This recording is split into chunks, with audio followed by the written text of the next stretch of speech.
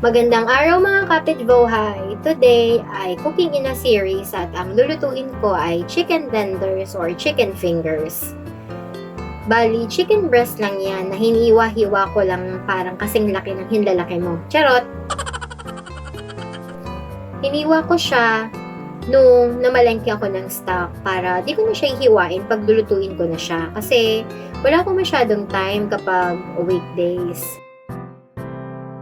Bale, minarinate ko lang siya sa kalamansi na sinama ko na din pati yung balat. Then, patis at paminta. Tapos, minasage-massage ko lang siya. Minarinate ko siya for 2 hours, pero mas matagal, mas masarap syempre.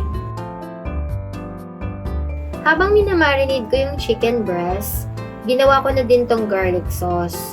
Mayonnaise lang yan, saka whole garlic. At pino yung pagkakahiwa.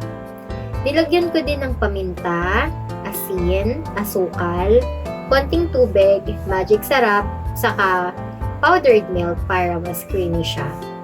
Pinagmix ko lang yan lahat. Tansyahan lang yan. Then, kapag nakuha ko na yung gusto kong consistency at lasa, goods na yan.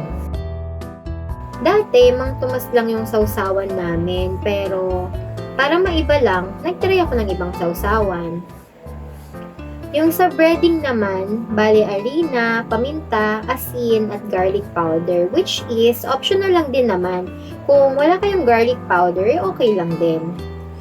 Tapos egg, nilagyan ko lang ng paminta at magic syrup, then breadcrumbs. Ang hili ko sa paminta, no?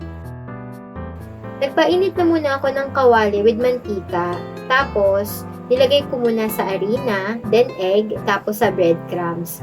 Tapos, pinito ko na. Then, repeat the process lang hanggang sa mailuto mo na yung ulam niya for lunch. Bali, 3 na breast ang binibili ko para sa chicken tenders kasi inaalmusal pa siya ng pamilya ko kinabukasan bago pumasok sa work at school. Tapos, lunch ko pa to. So, pag ganito ang ulam namin, 2 days yan, magtatagal. Pero masarap. Kaya hindi rin ako nagsasawa. Di kami nag-uulam ng ganito dati kasi akala ko mahal saka matrabaho. Nakuha ko tong ulam idea na to sa best friend ko. Tapos syempre ginaya ko sa bahay namin. Saka hindi naman nang gatekeep yun. Pag may nakuha akong recipe sa kanya, i-share ko agad sa inyo. Hindi kami nag-cook ngayon kasi nag-cook pa lang kami nung sa Calamares. Abangan nyo ulit ang susunod na cooking in a series. Sana masarap ang ulam nyo today. Thank you for watching my vlog. Sana huwag kayo magsawa. Ingat kayo. Bye!